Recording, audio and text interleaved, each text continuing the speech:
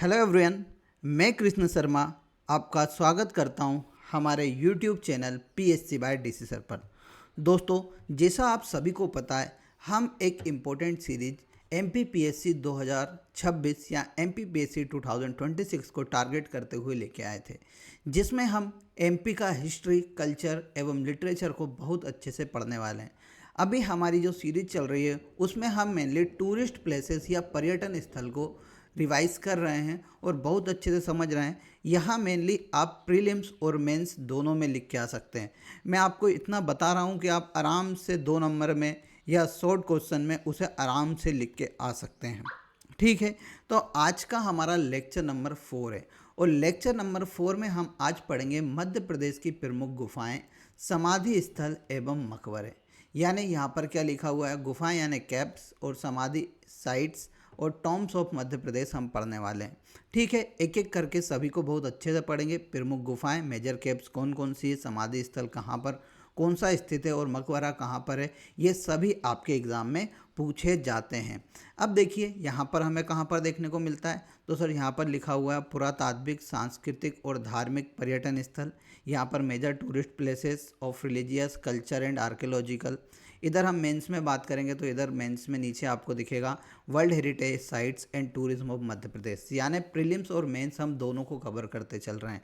आप चाहें तो एमपीपीएससी प्रीलिम्स के लिए भी इसे पढ़ सकते हैं या एमपीपीएससी मेंस के लिए पढ़ सकते हैं, या एमपीपीएससी के जितने भी एग्ज़ाम होते हैं उन सभी का जो पूरा डाटा है उसको कलेक्ट करके मैं लेके आता हूँ। मैं पूरे पेपर को एनालिसिस करता हूँ, जो भी प्रीवियस में हुए हैं एमपीपीएससी उसके एनालिसिस के बेसिस पे कंटेंट तैयार करता हूँ। यह कंटेंट कोई और नहीं, मैं ही तैयार करता हूँ आपके लिए। और आपको देखना, प्रीवियस ईयर में भी आप सभी को पता है जो पढ़ाया है वो पेपर में आया है, यहाँ पर भी जो पढ़ाएंगे वह सीधे पेपर में आपको देखने को मिलेगा। तो देखिए, सबसे पहले हम बात करते हैं मध्य प्रदेश की गुफाएं की या कैप्स ऑफ मध्य प्रदेश की। तो सबसे पहले हम जानते हैं कि कैप्स क्या होती है या गुफा क्या होती है। तो देखो, गुफा मेनली दो प्रकार की होती है। एक प्राकृतिक होती है यानी नेचुरल होती है, और एक मैन मेड होती है यानी मानव निर्मित होती है। देखिए क्या होती है कि बड़ी बड़ी जो पत्थर की संरचना होती है, ठीक है, उन संरचना में क्या होता है, कभी कभी नेचुरली उनमें क्या हो जाते हैं, बड़े बड़े गड्ढे हो जाते हैं। ठीक है, जिससे क्या होता है, एक गुफानुमा संरचना बन जाती है। या फिर कभी कभी क्या करते हैं कि जैसे अध्ययन वगैरह के लिए जो बौद्ध भिक्षु करते थे, वो क्या करते थे कि कहीं पर पहाड़ों में गए और पहाड़ों में वो क्या करते थे, पहाड़ को काट कर क्या बनाते थे, गुफाएं बनाते थे, जो मेनली वहाँ मेडिटेशन, वर्शिप और लिविंग के लिए वो क्या करते थे, इस्तेमाल करते थे। ठीक है, इन पेंटिंग में हमें मेनली मुराल नामक एक पेंटिंग मिलती है, साथ साथ बहुत सारे इंस्क्रिप्शन भी देखने को मिलते हैं। ठीक है, तो मध्य प्रदेश में हम बात करते हैं तो मध्य प्रदेश में हमें पाषाणकालीन और गुप्तकालीन अनेक गुफाएं देखने को मिलती है, जो मेनली हिंदू रिलीजन और बौद्ध रिलीजन से संबंधित हैं। ठीक है, तो अब आगे कर हम एक एक करके सभी गुफाओं को पढ़ेंगे। तो पहली गुफा है भीमबेटका की गुफाएं। ठीक है, भीमबेटका की गुफाओं की लोकेशन की हम बात करते हैं तो यहाँ मध्य प्रदेश के रायसेन डिस्ट्रिक्ट में स्थित है। ठीक है, यह गुफा पाषाणकालीन गुफा है, जिसे पुरा पाषाण काल और मध्य पाषाण काल के मध्य की बताया जाता है। इसकी खोज 1958 में श्री विष्णु श्रीधर बांकड़कर द्वारा की गई थी। कब? 1957-58। एमपीपीएससी ने इसे पूछा हुआ था कि भीमबेटका की गुफाओं की खोज किसने की थी। एक बार नाम पूछा है, उसके अगले ही साल उन्होंने ईयर पूछा था कि किस ईयर में उनकी खोज हुई है। ठीक है, अब इन गुफाओं की हम बात करते तो यह गुफा पाषाणकालीन है। इसमें जो पेंटिंग्स हमें देखने को मिलती है वह लगभग 30,000 साल पुरानी, कितनी, 30,000 साल पुरानी क्या है, इन गुफाओं की पेंटिंग हमें देखने को मिलती है। एक किदवंती कही जाती है, यानी जो अपने यहाँ समान चर्चाएं चलती रहती है, उसमें कहा जाता है कि भीमबेटका नाम की उत्पत्ति जो हुई है वह भीम बेटका से हुई है, यानी भीम के बैठने के स्थान से हुई है, जो महाभारत से संबंधित है। यानी कोई कोई व्यक्ति बोलते हैं कि यहाँ पर भीम जो आकर बैठा करता था, उसी के नाम पर इन गुफाओं का नाम क्या पड़ा हुआ है, भीमबेटका पड़ा हुआ है। ठीक है, यहाँ पर हमें मेनली 760 रॉक शेल्टर्स और 500 पेंटिंग्स देखने को मिलती है। यहाँ पर हमें पेंटिंग्स में देखने को मिलता है कि एक बाइसन एक आदमी के ऊपर हमला कर रहा है, कहीं कहीं पर शिकार जो हम करते हैं उसकी पेंटिंग भी हमें देखने को मिलती है, कहीं कहीं पर मानव शिकार करके जो खाना पका रहे हैं उन सब की पेंटिंग हमें यहाँ पर देखने को मिलती है। देखिए, ये है भीमबेटका की गुफाएं। बड़ी ऐसी बहुत सारी गुफाएं गुफाएं हैं और इस प्रकार की हमें क्या पेंटिंग्स देखने को मिलती है। तो याद रखिएगा भीमबेटका की गुफाएं कहाँ पर है, रायसेन में स्थित है। किस काल से हैं, तो आप सभी को पता है कि पाषाणकालीन यहाँ गुफाएं हैं। इनकी खोज 1957-58 में किसके द्वारा की गई थी, श्री विष्णुधर बांकड़कर के द्वारा की गई थी। यह यूनेस्को की वर्ल्ड हेरिटेज साइट्स में भी शामिल है, जिसे 2003 में यूनेस्को की वर्ल्ड हेरिटेज साइट्स में क्या किया गया था, शामिल किया गया था। अब हम अगली गुफाओं की बात करते तो अगली गुफाएं हैं आदमगढ़ की गुफाएं। यहाँ भी पाषाणकालीन गुफाएं जो वर्तमान में कहाँ पर है, नर्मदापुरम जिले में है। नर्मदापुरम का पुराना नाम था होशंगाबाद। ठीक है, तो होशंगाबाद जिले में हमें क्या देखने को मिलती है, पाषाणकालीन एक और गुफाएं देखने को मिलती है जिनका नाम क्या है, आदमगढ़ की गुफाएं। इनकी खोज 1922 में एक व्यक्ति थे मनोरंजन घोष, बहुत अच्छे आर्कियोलॉजिस्ट थे, उनके द्वारा की गई थी। यहाँ पर हम देखते हैं तो यहाँ पर भी हमें मुख्य रूप से क्या पेंटिंग्स देखने को मिलती है, जिसमें हम देखते हैं घुड़सवारी, धनुष बाण के लिए सैनिक, बेल, बंदर, घोड़े, मछली, इन सभी का क्या है, मेनली यहाँ पर दर्शाया गया है। आदमगढ़ के बारे में आप सभी को पता है कि यहाँ से हमें क्या मिला है। आप बताइएगा कि आदमगढ़ क्यों प्रसिद्ध है। यहाँ पर एक बहुत इंपॉर्टेंट पॉइंट है जो मैंने इसमें नहीं डाला है, वो आपको बताना है कि आदमगढ़ से हमें किसके साक्ष्य मिले थे। ठीक है, यह कमेंट बॉक्स में मैं आपसे आंसर चाहता हूँ। फिर देखिए अगली है बाघ की गुफाएं। बाघ की गुफाएं, केव्स ऑफ बाघ। यहाँ मेनली जो धार की बाघिन एक रिवर है, बाघिन एक रिवर है धार में, उस रिवर के तट पर यह स्थित है। किस डिस्ट्रिक्ट में, तो धार डिस्ट्रिक्ट में यहाँ हमें देखने को मिलती है। ये गुफाएं मुख्य रूप से गुप्तकालीन है, यानी गुप्त पीरियड जब चल रहा था, गुप्ता पीरियड, उसमें मेनली इन गुफाओं को बनाया गया था। यह गुफाएं मुख्य रूप से किस रिलीजन से रिलेटेड है, तो ये बौद्ध रिलीजियस से रिलेटेड है। ठीक है, इसके खोजकर्ता कौन है, तो इसके खोजकर्ता 1880 में डेंजरफील्ड द्वारा इसकी क्या की गई थी, खोज की गई थी। आपको इस बात को याद रखना है। देखो हम यहाँ पर बात करते तो इनमें हमें कितनी गुफाएं देखने को मिलती है, तो इसमें हमें कुल 9 गुफाएं देखने को मिलती है। कितनी गुफाएं देखने को मिलती है, कुल 9 गुफाएं देखने को मिलती है, जिसमें से वर्तमान में कितनी, केवल 5 गुफाएं हमें एक शेष बची हुई हैं। ठीक है, यहाँ पर केव नंबर 4 है, जिसे आमतौर पर किस नाम से जाना जाता है, रंग महल के नाम से जाना जाता है, या प्लेसेस ऑफ कलर के नाम से जाना जाता है। इसमें हमें एक पेंटिंग मिलती है, उसका नाम है मुराल पेंटिंग। क्या, कौन सी पेंटिंग देखने को मिलती है, तो इसमें हमें एक पेंटिंग देखने को मिलती है, उसका नाम है मुराल पेंटिंग। मुराल पेंटिंग क्या होता है कि मुराल पेंटिंग जो हमारी दीवार होती है उस पर ही क्या होती है, पेंटिंग की जाती है। चित्रकारी से पहले क्या होता है, यहाँ पर जो हमारी छत होती है या हमारी दीवार होती है उसे क्या किया जाता है, भूरे नारंगी रंग से मोटे मिट्टी के प्लास्टर से क्या किया जाता है, ढका जाता है। फिर उसके ऊपर क्या की जाती है, पेंटिंग की जाती है। तो यह मेनली मुराल पेंटिंग के लिए बहुत फेमस है। कौन सी गुफाएं, बाघ की गुफाएं। कहाँ पर स्थित है, धार जिले में स्थित है।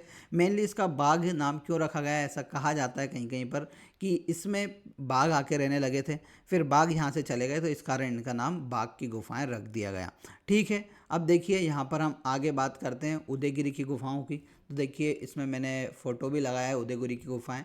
उदयगिरी की गुफाओं की हम बात करते हैं तो यह गुफाएं भी किस पीरियड की हैं, तो गुप्ता पीरियड की ही यह गुफाएं, यानी गुप्तकालीन यह गुफाएं, यानी 4th-5th सेंचुरी एडी के समथिंग इन गुफाओं को बनाया गया था, ऐसा कहा जाता है।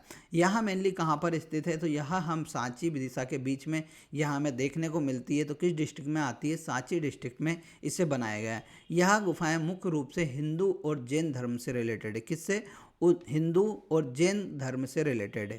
पहले उदयगिरी को मेनली नीचेगिरी कहा जाता था। क्या कहा जाता था, नीचेगिरी। इंपॉर्टेंट है, एमपीपीएससी ने पूछा हुआ है कि उदयगिरी का पुराना नाम क्या था, तो आपको याद रखना है नीचेगिरी उसका पुराना नाम था। देखिए कालिदास ने भी इसे नीचेगिरी करके ही संबोधित किया था, परंतु ऐसा कहा जाता है कि 10वीं शताब्दी के दौरान विदिशा परमारों के अधीन आने लगा था, यानी जो परमार राजाओं थे उन्होंने यहाँ पर कब्जा कर लिया था, जिसके बाद राजा भोज के जो पौत्र थे उदयादित्य नाम के, कौन थे, उदयादित्य, उनने उनके नाम पर इस स्थान का नाम नीचेगिरी की जगह क्या रख दिया था, उदयगिरी रख दिया था। क्या रखा था, उदयगिरी रखा था। यहाँ पर हमें टोटल 20 गुफाएं देखने को मिलती है जो कि हिंदू और जैन धर्म से संबंधित है। अब इसमें से गुफा नंबर 1 और गुफा नंबर 20 किस रिलीजियस से रिलेटेड है, तो वह है जैन रिलीजियस से रिलेटेड क्या है, गुफाएं हैं। अब इसकी जो सबसे महत्वपूर्ण गुफा है वह है गुफा नंबर 5, जिसमें हमें क्या देखने को मिलती है, बराह अवतार की मूर्ति देखने को मिलती है। देखिए यहाँ बराह अवतार की मूर्ति आप सभी को पता है, जब एक बार पृथ्वी संकट में आई थी तो विष्णु भगवान ने क्या किया था, बराह का अवतार रख लिया था। यानी जब पृथ्वी एक बार पानी में डूब रही थी, समुद्र में डूब रही थी, तो भगवान ने बराह का अवतार लिया था। ठीक है, ऐसा कहा जाता है। सॉरी, मैं थोड़ी कहानी गलत बता रहा हूँ, पर यही कहानी है कि बराह की उन्होंने क्या ली थी, बराह अवतार लिया था। ठीक है, बराह अवतार किसका है, तो विष्णु जी का है। तो पांचवी गुफा बहुत इंपॉर्टेंट है, जो किससे संबंधित है, भगवान विष्णु से संबंधित है। पटवारी का जो एग्ज़ाम हुआ था उसमें पूछा गया था कि किस गुफा में भगवान विष्णु की बराह अवतार की प्रतिमा देखने को मिलती है। फिर देखिए यहाँ पर आगे बढ़ने से पहले मैं आपको बता देना चाहता हूँ कि MPPSC प्रीलिम्स टेस्ट सीरीज जो हमने चालू करी है 2026 के लिए, उसमें टोटल 75 टेस्ट आपको मिलने वाले हैं और हर यूनिट के 5 टेस्ट होंगे। अभी यूनिट 4 के टेस्ट चल रहे हैं, अभी एक ही टेस्ट हुआ है। आप चाहें तो इसे खरीद के लगाना स्टार्ट कर दीजिए। कुल FLT कितनी होंगी, 25 FLT होगी। यहाँ हिंदी और इंग्लिश दोनों मीडियम में अवेलेबल है।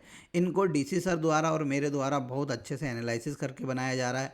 आपको कभी इसे ज्वाइन करना है तो आप हमारी application PSC by DC sir को डाउनलोड कर लीजिए, या हमारे दिए गए कॉन्टैक्ट नंबर पर आप कॉन्टैक्ट कर सकते हैं। ठीक है, अब आगे बढ़ते हैं। अब हम बात करते हैं पांडव की गुफाओं की। तो पांडव की गुफाएं हमें नर्मदापुरम डिस्ट्रिक्ट के पचमढ़ी नामक स्थान पर देखने को मिलती है। यहाँ मेनली किस रिलीजियस से संबंधित है, यहाँ बौद्ध रिलीजन से क्या है, संबंधित है। यहाँ पर हमें 5 गुफाएं देखने को मिलती है, जहाँ पर कहा जाता है कि बौद्ध भिक्षु आकर प्रार्थना किया करते थे। अब इसका नाम है पांडव। अब आप समझोगे किससे, तो महाभारत कालीन होगी। तो जब इनकी स्टडी की गई तो आर्कियोलॉजिकल विभाग ने बोला कि यह गुफाएं मेनली बौद्ध धर्म से रिलेटेड है, यहाँ पर पांडव का कोई भी संबंध नहीं है।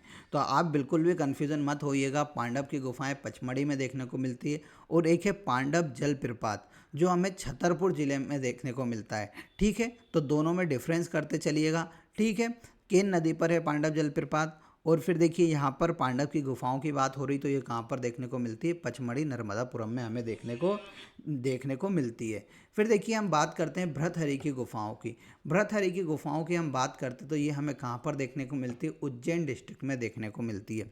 ये किस रिलीजियस से संबंधित है, तो हिंदू धर्म से रिलेटेड है। ऐसा कहा जाता है कि 11वीं शताब्दी के दौरान जो राजा विक्रमादित्य उनके भाई थे भृतहरि, उन्हीं के नाम पर इसका नाम क्या रखा गया, भृतहरि या भर्तहरि रखा गया है। जो भृतहरि थे वो संस्कृत के बहुत विद्वान लेखक हुआ करते थे। आपको याद है इनके द्वारा बहुत अच्छी अच्छी किताब लिखी गई, जिसमें से त्रिशतक आप सभी को पता होगा, कभी आपने पढ़ा होगा। तो त्रिशतक इनके द्वारा लिखा गया सबसे प्रमुख ग्रंथ था। इसमें कुल 9 गुफाएं हैं। ऐसा कहा जाता है कि जब इन्होंने क्या पूरा राजपाट से त्याग दिया था, उसके बाद इन्हीं गुफाओं में आकर उन्होंने क्या की थी, प्रार्थना की थी। इन गुफाओं में एक गुफा है, उसका नाम क्या है, गोपी गुफा है। ये इंपॉर्टेंट है, आपको याद रखना कि गोपी गुफा हमें कहाँ देखने को मिलती है, तो उज्जैन में देखने को मिलती है।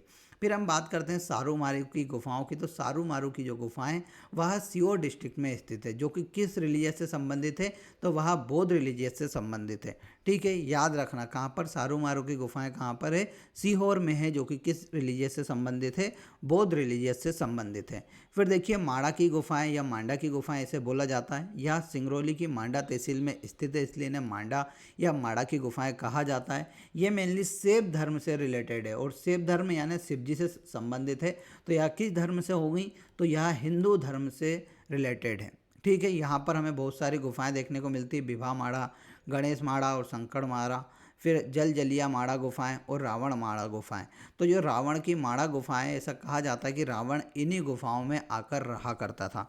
तो याद रखिएगा कि रावण से संबंधित गुफाएं हमें मध्य प्रदेश में कहाँ पर देखने को मिलती है, तो सिंगरौली में देखने को मिलती है। फिर देखिए धमनार की गुफाएं बहुत इंपॉर्टेंट है, बौद्ध रिलीजियस से संबंधित है। यह हमें मंदसौर डिस्ट्रिक्ट में देखने को मिलती है। इसमें हमें बौद्ध रिलीजियस से संबंधित 51 गुफाएं देखने को मिलती है। कितनी, 51 गुफाएं देखने को मिलती है। MPPSC ने पूछ रखा है कि धर्मार की गुफाएं कहाँ पर स्थित है, तो यह बहुत इंपॉर्टेंट हो जाती है। फिर देखिए कुछ अन्य इंपॉर्टेंट गुफाओं की हम बात करते तो मृगन्स मृगेंद्र नाथ की गुफाएं हमें रायसेन में देखने को मिलती है, जो हिंदू धर्म से संबंधित है। लोहानी की गुफाएं मांडू धार में देखने को मिलती है।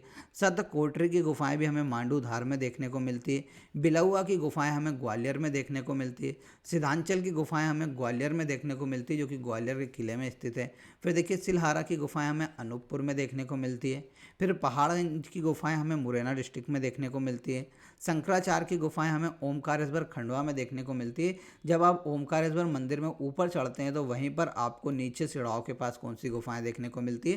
शंकराचार्य की गुफाएं देखने को मिलती है। शंकराचार्य का यहाँ से बहुत संबंध रहा है, इसीलिए शंकराचार्य की 108 फीट ऊंची प्रतिमा भी ओमकारेश्वर में लगाई गई है। फिर देखिए काजल रानी की गुफाएं भी हमें ओमकारेश्वर खंडवा में ही देखने को मिलती है। फिर अम्बा देवी की गुफाएं बैतूल में देखने को मिलती है। काबरा की गुफा राजगढ़ में देखने को मिलती है। फिर देखिए मृगेंद्र नाथ की मैंने पहले ही बता दी कहाँ पर, रायसेन जिले में देखने को मिलती है। तो ये महत्वपूर्ण गुफाएं हमने देख ली जो आपके पेपर में आ सकती है या आपके मेंस में या प्रीलिम्स में इनसे सीधा प्रश्न बन सकता है। अब देखिए मध्य प्रदेश के प्रमुख समाधि स्थल एवं मकबरे की हम बात करते हैं।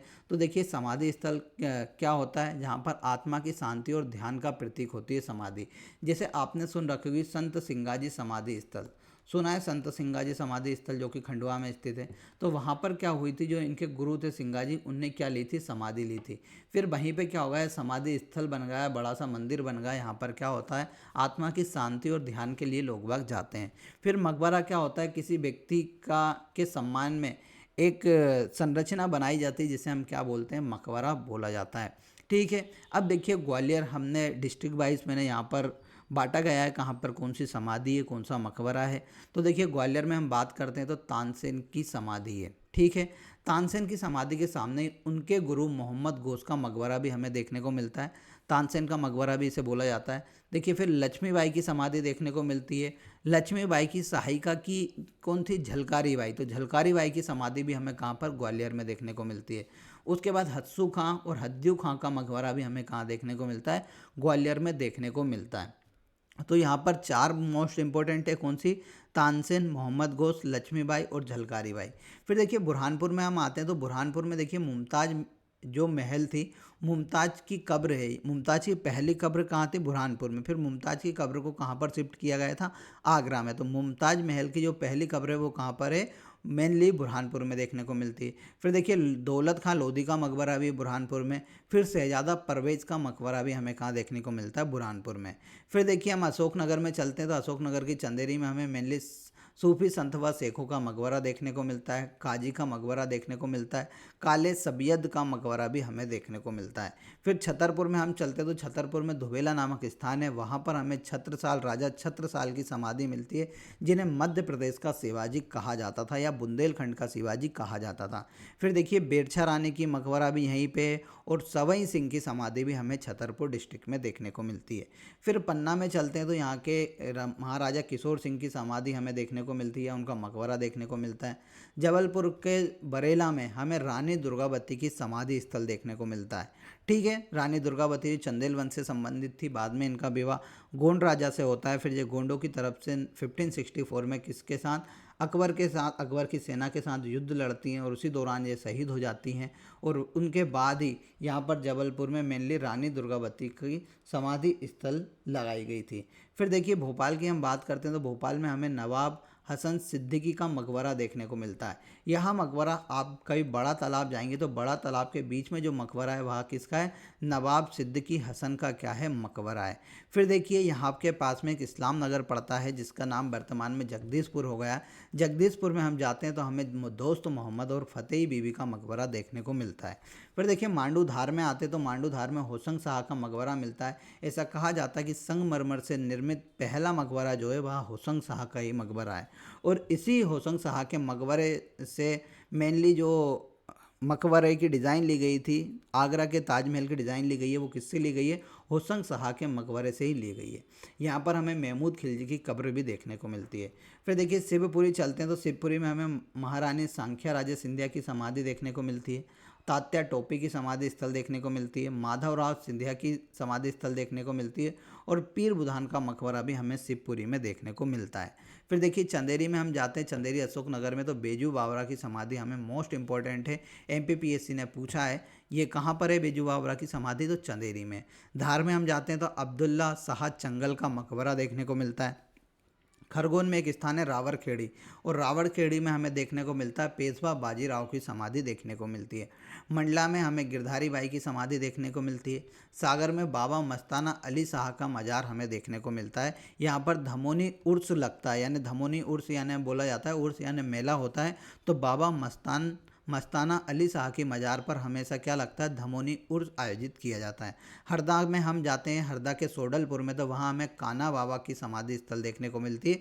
कहीं कहीं पर ये कान्हा ऐसा भी लिखा होता है। फिर मुरैना में हम जाते हैं तो गन्ना बेगम का मकबरा देखने को मिलता है। राजगढ़ के सारंगपुर में हमें जो बाज बहादुर और रानी रूपमती थी, मांडू से रिलेटेड, उन दोनों का मकबरा हमें कहाँ पर देखने को मिलता है, सारंगपुर राजगढ़ में। जब अकबर की सेना से बाज बहादुर हार गए थे, परंतु क्या हुआ था कि इनसे बहुत ज़्यादा क्या हुए थे, प्रभावित हुआ था अकबर, तो अकबर ने इन दोनों की समाधि स्थल कहाँ पर बनवाई थी, रानी रूपमती और बाज बहादुर की सारंगपुर राजगढ़ में बनवाई थी। श्योपुर में हमें मोहम्मद आलम मुनव्वर खां का मकबरा देखने को मिलता है। भिंड के आलमपुर में मल्हार राव होलकर की समाधि स्थल हमें देखने को मिलता है। इंपॉर्टेंट है आपको, क्योंकि मल्हार राव होलकर की समाधि आ जाएगी तो आप कहाँ लगा के आओगे, इंदौर लगा के आओगे, परंतु आपको याद रखना है कहाँ पर है, भिंड में। फिर निवाड़ी में हम जाते हैं तो वहाँ पर हरदोली की समाधि हमें देखने को मिलती है। और डिंडोरी में जाते हैं, डिंडोरी में एक गांव है बालपुर नाम का, और बालपुर में हमें किसकी समाधि देखने को मिलती है, रानी अवंतीबाई की समाधि देखने को मिलती है। तो दोस्तों आपको आज का लेक्चर कैसा लगा, इसका कमेंट बॉक्स में ज़रूर आंसर दीजिएगा। यह सीरीज आपको कैसी लग रही है इसका आंसर भी दीजिएगा। आज कमेंट में क्वेश्चन ऑफ द डे है, गिरधारी बाई की समाधि स्थल कहाँ पर स्थित है, इसका कमेंट बॉक्स में आंसर दीजिएगा। ज़्यादा से ज़्यादा कमेंट कीजिए, जिससे क्या हो, मुझे भी मोटिवेशन मिले, तो पढ़ाने में और मज़ा आए।